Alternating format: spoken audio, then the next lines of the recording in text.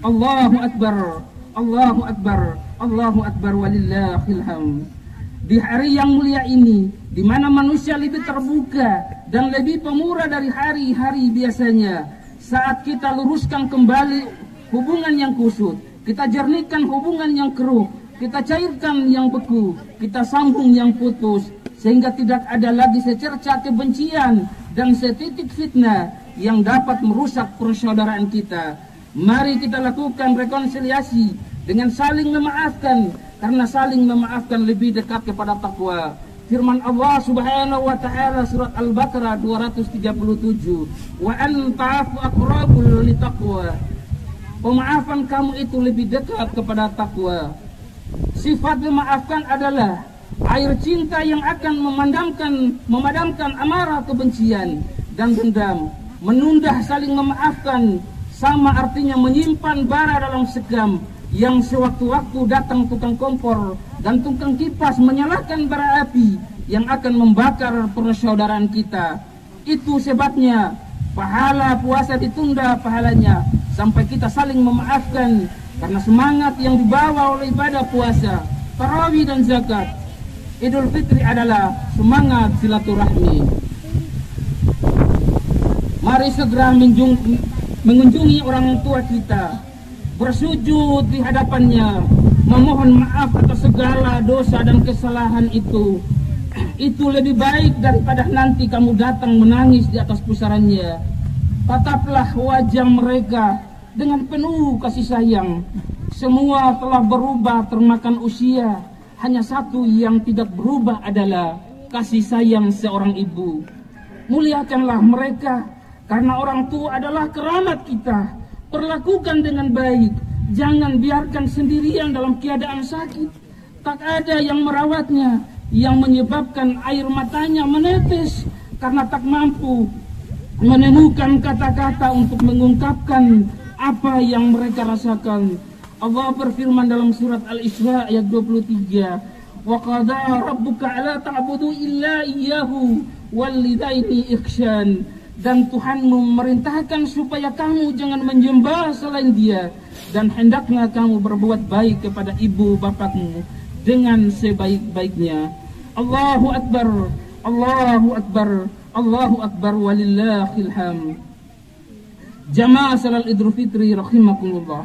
Dalam buku Sutra Kasih Ibu karangan Abu Ammar Bashir menulis testimoni puncak rintihan penderitaan hati seorang ibu yang ditujukan kepada anaknya yang tidak diketahui alamatnya. Di antara penggalan suratnya, sang ibu mengatakan,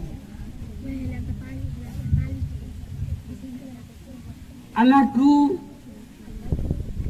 sejak kelahiranmu hari-hari kulalui bagai pelayan yang tidak pernah istirahat.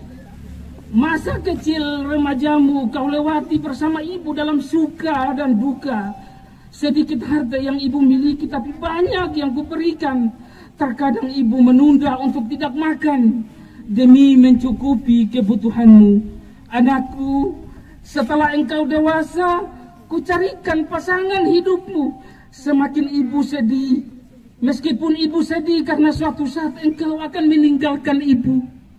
Anakku, sejak kepergianmu bersama istrimu dan seiring berjalannya waktu, jangankan engkau datang menjenguk ibu, surat dan berita pun tidak ada. Dan rasanya engkau bukan anakku lagi. Anakku, ibu tidak meminta jatah bulanan darimu. Ibu hanya ingin engkau datang mengobati rinduku dan ingin melihat orang yang pernah ibu besarkan.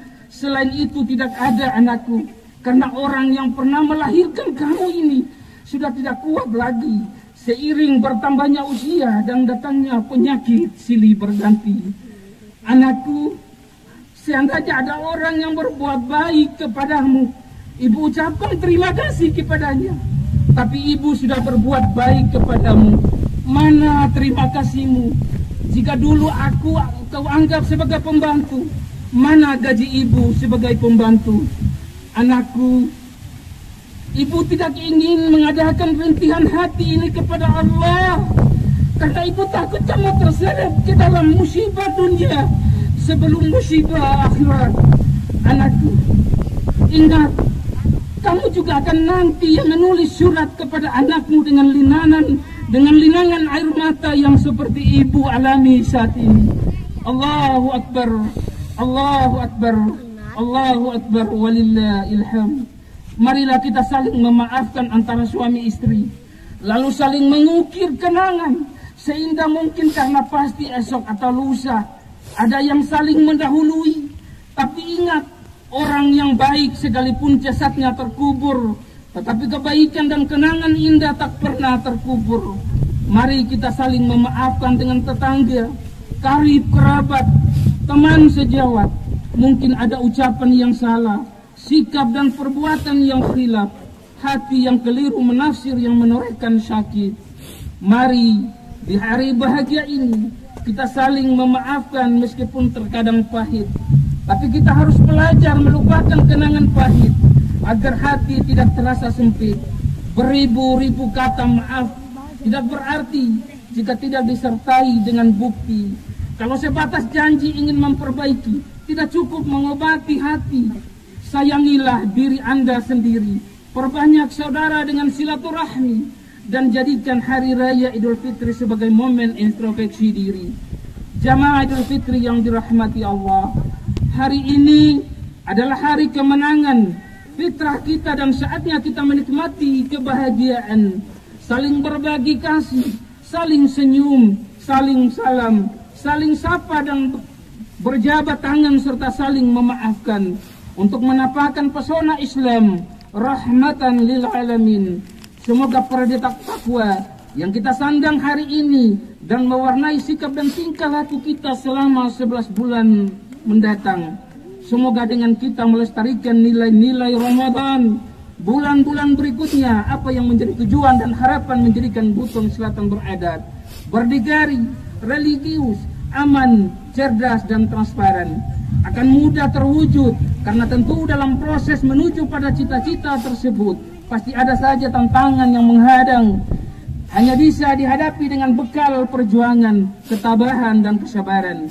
Hari ini kita berangkat dari bulan Syawal, menumpang kereta hijrah dengan harapan semoga kita yang berangkat hari ini masih dipertemukan oleh Allah Subhanahu wa taala ke terminal Ramadan berikutnya. Amin. Amin ya rabbal alamin. Ja'alanallahu wa iyyakum minal faizin aminin wa dakhalna wa iyyakum fi ibadihi salihin wa qul rabbi ighfirli warhamni wa anta khairur rahimin.